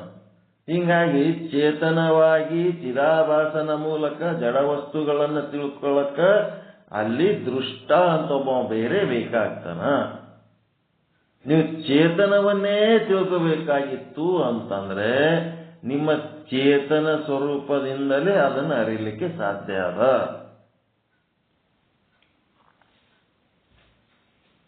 ಚೇತನದ ಲಕ್ಷಣಗಳನ್ನ ನಾವೇನ್ ಮಾಡ್ಬೇಕಾಗ್ತದ? ಧಾರಣೆ ಮಾಡಿ ಚೇತನ ಸ್ವರೂಪರಾದಾಗ ಆ ಚೇತನ ನಮ್ಮ ಅನುಭವಕ್ಕೆ ಬರುತ್ತದೆ. ಸದ್ರೂಪ ಬ್ರಹ್ಮ ಅಂದ್ರೆ ನಿರ್ವಿಕಾರಿಯಾಗಿರುವಂತ ಬ್ರಹ್ಮ. ವಿಕಾರ ಆಗುವಂತ ಬಾಲಕ, ಯುವಕ, ಮುದುಕ, ಹುಟ್ಟು, ಸಾವು ಏನಾಗ್ತದ, ಈ ದೇಹ ನಾನಲ್ಲ, ನಾನು ನಿರ್ವಿಕಾರಿಯಾಗಿದ್ದೇನೆ. ಇದನ್ನು ಅನುಭವಿಸಿದಾಗ ನೀವೇನಾಗ್ತೀರಿ? ಚೇತನ ಸ್ವರೂಪರಾಗ್ತೀರಿ. ಚೇತನ ಸ್ವರೂಪರಾಗಿ ಏನ್ ಅರಿತಾ ಇದ್ದೀರಿ? ನಿರ್ವಿಕಾರ ಬ್ರಹ್ಮನ ಅರಿತಾ ಇದ್ದೀರಿ. ಆನಂದ ಸ್ವರೂಪರಾಗಿ ಆನಂದ ರೂಪ ಬ್ರಹ್ಮನನ್ನು ಅರಿತಾ ಇದ್ದೀರಿ. ಅರಿವಿನ ಸ್ವರೂಪರಾಗಿ ಚಿದ್ರೂಪ ಬ್ರಹ್ಮನನ್ನು ಅರಿತಾ ಇದ್ದೀರಿ. ನಿತ್ಯ ರೂಪರಾಗಿ ಬ್ರಹ್ಮನ ಶಾಶ್ವತತ್ವವನ್ನು ಅರಿತಾ ಇದ್ದೀರಿ. ಪರಿಪೂರ್ಣ ನೀವು ಪರಿಪೂರ್ಣ ಅಂತೇಳಿ ನೀವು ತಿಳ್ಕೊಂಡಾಗ ಏನಾಗ್ತದ? ಎಲ್ಲ ಕಾಲ, ಎಲ್ಲ ದೇಶ, ಎಲ್ಲ ವಸ್ತುಗಳಲ್ಲಿ ಓತಪ್ರೋತವಾಗಿ ತುಂಬಿಕೊಂಡಿರುವಂತ ಪರಮಾತ್ಮನನ್ನು ಅರಿತಾ ಇದ್ದೀರಿ. ಆತನ ವಿಶೇಷಣಗಳನ್ನ ನೀವು ಧಾರಣೆ ಮಾಡಿ ಆತನನ್ನು ಅರಿತೀರಿ. ಅದಕ್ಕೆ ನಿಮ್ಮೊಳಗ ಎರಡು ಕಣ್ಣುಗಳದಾವ. ಒಂದು ಕಣ್ಣು ಜಡವಸ್ತುವನ್ನ ಗುರುತಿಸುವಂತ ದೃಷ್ಟಿ, ಇನ್ನೊಂದು ಚೇತನವನ್ನ ಗುರುತಿಸುವಂತ ದೃಷ್ಟಿ. ಆ ಚೇತನವನ್ನ ಗುರುತಿಸುವಂತ ದೃಷ್ಟಿನೇ ಜಡವನ್ನು ಗುರುತಿಸ್ತದ, ಚೇತನವನ್ನು ಗುರುತಿಸ್ತದ. ಚೇತನವನ್ನು ಗುರುತಿಸಬೇಕಾದ್ರೆ ತಾನೇ ಸ್ವಯಂ ಚೇತನ, ತಾನೇ ಸ್ವಯಂ ಪ್ರಕಾಶ ಅದ, ತನ್ನ ಸ್ವರೂಪ ತಾನು ಧಾರಣೆ ಮಾಡಿ ತಾನು ತಿಳ್ಕೊತದ. ಮತ್ತು ಜಡವನ್ನು ಅರಿಬೇಕಾದ್ರೆ ಅಂತಃಕರಣ ವಿದ್ಯಾವೃತ್ತಿಗಳ ಮೂಲಕ ಅರಿತದ. ಇಲ್ಲಿ ತನ ಹೇಳಿದ ಪಾಠದ ಸಾರ ಇಷ್ಟು. ನಾಳೆ 55ನೇ ಚೌಪಾಯಿಗೆ ಹೋಗ್ತೀರಿ. ಏನು ಎಂತ ಮತ್ತು ಮುಂದೆ ಹಂಗ ಅನ್ನೋದು ಹೇಳ್ತಾರೆ. ಎಲ್ಲಿ ಜಡವಸ್ತು ಅಧಿಷ್ಠಾನವಿರುತ್ತದೋ, ಅಧಿಷ್ಠಾನ ಜಡವಸ್ತು ಜಹಾ ಹೈ ದೃಷ್ಟ ತಾತೆ ಭಿನ್ನ ತ್ವಹಾ ಹೈ.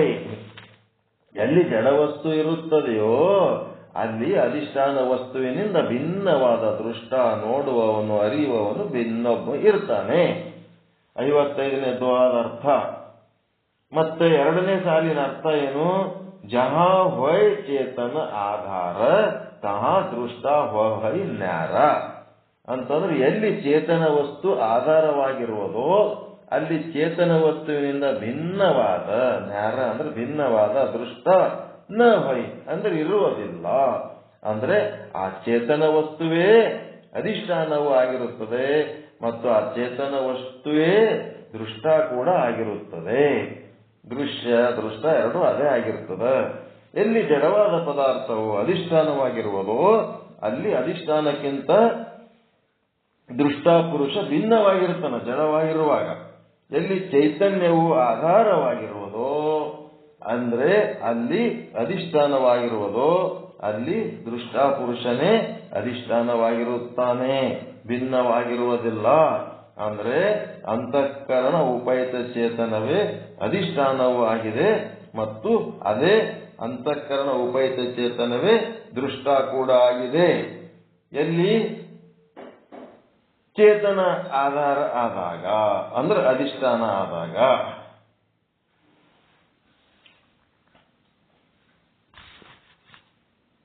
ಇವತ್ತಿನ ಪಾಠ ಇಷ್ಟು ಸಾಕು. ನಾಳೆಗೆ ಮತ್ತೆ ಮುಂದೆ ಹೋಗೋಣ. ಈಗೇನು ಹೇಳದ ಇದನ್ನ ಸರಿಯಾಗಿ ತಿಳ್ಕೊ. ರಾಧಾಪುತ್ರ ಆದಾಗ ಕುಂತಿ ಪುತ್ರ ಅಂತೇಳಿ ಅದನ್ನ ತಿಳ್ಕೊಳಕ್ ಒಬ್ಬ ಬೇಕಾಗ್ತಾನ. ರಾಧಾಪುತ್ರ ಆಗಿದ್ದೆ, ತಪ್ಪು ತಿಳ್ಕೊಂಡಿದ್ದೆ, ಹಾಂಗಾಗಿತ್ತು ಹಿಂಗಾಗಿತ್ತು. ಕುಂತಿ ಪುತ್ರ ಏನಾರೆ ನಾನು ಕುಂತಿ ಪುತ್ರ ತಪ್ಪು ತಿಳ್ಕೊಂಡಿನಿ ಅಂತಲಕ್ ಯಾರ ಮತ್ತೆ ಇನ್ನೊಬ್ಬ ಬೇಕೇನು? ಇಲ್ಲ. ಕುಂತಿ ಪುತ್ರ ಅಂತ ತಿಳ್ಕೊಳಕ ಕುಂತಿ ಪುತ್ರನೇ ಸಾಕು. ರಾಧಾಪುತ್ರನನ್ನ ತಿಳ್ಕೊಳಕ ಕುಂತಿ ಪುತ್ರ ಅಂತ ಒಬ್ಬ ಬೇಕು. ರಾಧಾಪುತ್ರ ಜಡ ಅಧಿಷ್ಠಾನ, ಕುಂತಿ ಪುತ್ರ ಚೇತನ ಅಧಿಷ್ಠಾನ. ಓಕೆ. ಪರಮಾನಂದ ಪ್ರಾಪ್ತಿ ಭವ, ಸರ್ವ ದುಃಖ ನಿವೃತ್ತಿ ಭವ, ಇಷ್ಟಾರ್ಥ ಸಿದ್ಧಿರಸ್ತು, ಯಶಸ್ವಿ ಭವ, ಯಶಸ್ವಿ ಭವ. ಜೈ ಶುದ್ಧ ಬ್ರಹ್ಮ, ಜೈ ಶುದ್ಧ ಬ್ರಹ್ಮ. ಎಲ್ಲರಿಗೂ ಒಳಿತಾಗಲಿ, ಎಲ್ಲರಿಗೂ ಶುಭವಾಗಲಿ. ಓಂ ಶಾಂತಿ ಶಾಂತಿ ಶಾಂತಿ. ಎಲ್ಲರಿಗೂ ಶರಣಾರ್ಥಿ. ಮುಂದೇನ್ ಮಾಡ್ತೀರಿ ಮಾಡ್ಕೊಳ್ರಪ್ಪ. ಇನ್ನೊಂದು ಸ್ವಲ್ಪ ದಿವಸ ಹಿಂಗೆ ನಡೀತದ. ಬೆಳಿಗ್ಗೆ ವಚನ ಗಾಯನ ಆದ ಕೂಡಲೇ ವಸ್ತು ನಿರ್ದೇಶ ರೂಪ ಮಂಗಲ. ಮತ್ತು ನಮ್ಮ ಪ್ರವಚನ ಮುಗಿಸ್ಕೊಂಡು ನಾವು ಹೋಗ್ತಿರ್ತೀವಿ. ಮತ್ತೆ ನೀವು ಮುಂದೆ ಏನಾದ ಮಾಡಿಕೊಂಡು ನಿಮ್ಮ ಕೆಲಸಗಳು ಮುಗಿಸ್ಕೊಂಡು ನೀವು ಮುಗಿಸ್ಕೊಂಡು ಹೋಗ್ಬೋದು.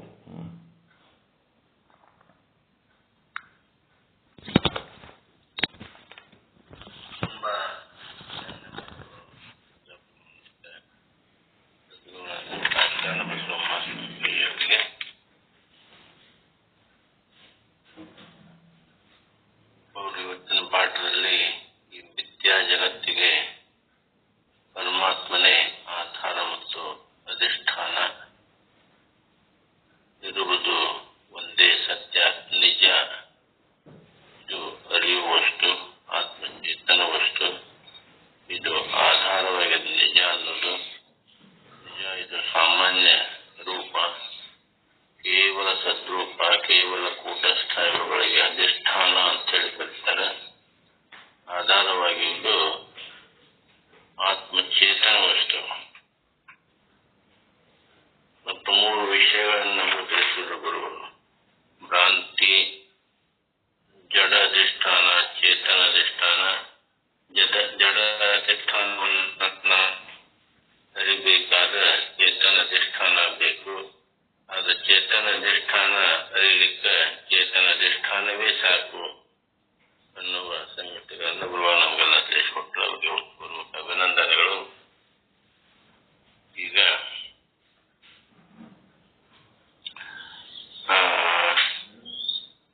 ನಾಗರತ್ನವರಿಂದ ಮೆಲುಕು ಕಾರ್ಯಕ್ರಮ. ಅಪ್ಪಾಜಿ ದೋಹ ಗಾಯನ ಆಗಿಲ್ರಿ? ದೋಹಾ ಗಾಯನ ಅಂಶಗಳು. ಈಗ ದೋಹಾ ಗಾಯನವನ್ನ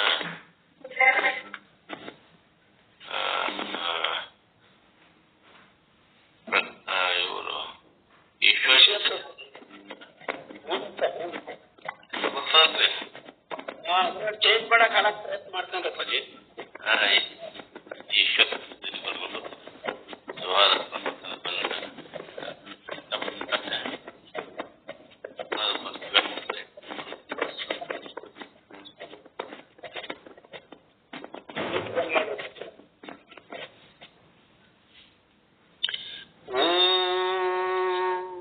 ಸದ್ಗುರು ಶ್ರೀ ಶುದ್ಧ ಬ್ರಹ್ಮಣೇ ನಮಃ. ಎಲ್ಲ ಪರಮ ಪೂಜ್ಯರ ಪಾದಕಮಲಗಳಿಗೆ ಶರಣ ಸಮರ್ಪಣೆಗಳನ್ನು ಸಮರ್ಪಣೆ ಮಾಡ್ತಾ ಈಗ ದೋಹಾ ಗಾಯನ. जो भगवन कबू है नहीं जन्म मरण जग के है प्रत्यक्ष प्रतीति कबू आप यह भी आत्मरूप अज्ञानते है मिथ्या प्रतीति जगत स्वप्न बनी रथा रज्जु भुजग किरीटी मिथ्या सर्प रज्जु में जैसे वाक्यो भव आत्ममय तैसे कैसे सर्प रज्जु में पास के यह संशय मन बुद्धि विनाशे असत ख्याति पुण्यात्म ख्याति ख्याति अन्यथा अरु अख्याति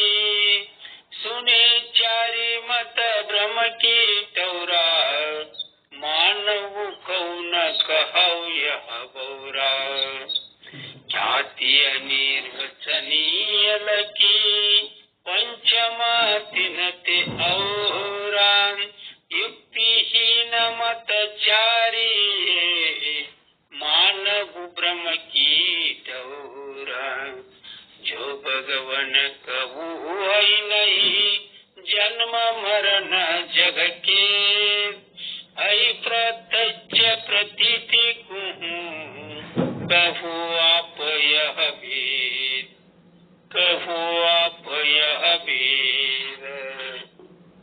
ओम श्री पंडित पीताम्बर जी महाराज की जय। श्री साधु निश्चलदास जी महाराज की जय। श्री श्री शरण बसवप्पा जी महाराज की जय। जय मंगलम जय नमः पार्वती पति शिव ಶಿವ ಹರ ಹರ ಮಹಾದೇವ ಶಂಭೋ ಮಹಾದೇವ. ಓಂ ನಮಃ ಶಿವಾಯ. ಎಲ್ಲ ಪರಮ ಪೂಜ್ಯರ ಪಾದಕ್ಕೆ ಮತ್ತೊಮ್ಮೆ ಶರಣ ಸಮರ್ಪಣೆ. ನಾಳೆ ಎಲ್ಲರೂ ಕರೆಕ್ಟ್ ಟೈಮಿಗೆ 5:15 ಜಾಯಿನ್ ಆಗ್ಬೇಕು, ಇಲ್ಲಾಂದ್ರೆ ನಮ್ಮ ಪಾಠ ಮಿಸ್ ಮಾಡ್ಕೋತೀರಿ. ಫಸ್ಟಿಗೆ ಇರ್ತದೆ ನಮ್ಮ ಪಾಠ, ಆಮೇಲೆ ಮತ್ತೆ ರೆಕಾರ್ಡಿಂಗ್ ಕೇಳ್ಕೊತ ಕೂಡ್ಬೇಕಾಗ್ತದ. 5:15 ಎಲ್ಲರೂ ಜಾಯಿನ್ ಆಗ್ರಿ ಕರೆಕ್ಟ್ ಟೈಮಿಗೆ. ವಚನ ಗಾಯನ ಮುಗಿದ ಕೂಡ್ಲೇನೆ ವಸ್ತು ನಿರ್ದೇಶ ರೂಪ ಮಂಗಲ ಆಗೋಣ. ನಮ್ಮದು 1 ತಾಸು ಪ್ರವಚನ ಇರ್ತದೆ, ಅದು ಕಳ್ಕೊತೀರಿ. ಜಲ್ದಿ ಬರ್ಬೇಕು. ಇವತ್ತು ಬಹಳ ಲೇಟಾಗಿ ಬಂದಿರಿ ಎಲ್ಲರೂ. ಕಲ್ಯಾಣಪ್ಪ ಅವ್ರು ಒಬ್ಬರೇ ಫಸ್ಟಿಗೆ ಬಂದು ಕುಂತಾರ. ಹಂಗ ಆಗ್ಬಾರ್ದು. 5:15 ಅಂದ್ರೆ 5:15, 5:16 ಅಲ್ಲ, 5:15 ಎಲ್ಲರೂ ಬರ್ಬೇಕು. ಸಂಜೆ ಪಾಠಕ್ಕೂ ಎಲ್ಲರೂ ಬರ್ಬೇಕು. 3 ಮಂದಿ 4 ಮಂದಿನೇ ಬರ್ಲಕತ್ತೀರಿ, ಎಲ್ಲರೂ ಬರ್ಬೇಕು. ಸಂಜೆ ಪಾಠ ರೂಢಿ ಪಾಠ ನಿಮ್ದೇ. ರೂಢಿ ಮಾಡ್ಲಿಲ್ಲ ಆಯ್ತು, ಹಿಂದಕ್ಕೆ ಬೀಳ್ತೀರಿ. ರೂಢಿ ಪಾಠದೊಳಗೆ ಜಾಯಿನ್ ಆಗ್ಲೇಬೇಕು. ಓಕೆ, ಮುಂದೇನ್ ಮಾಡ್ತೀರಿ ಮಾಡ್ರಿ.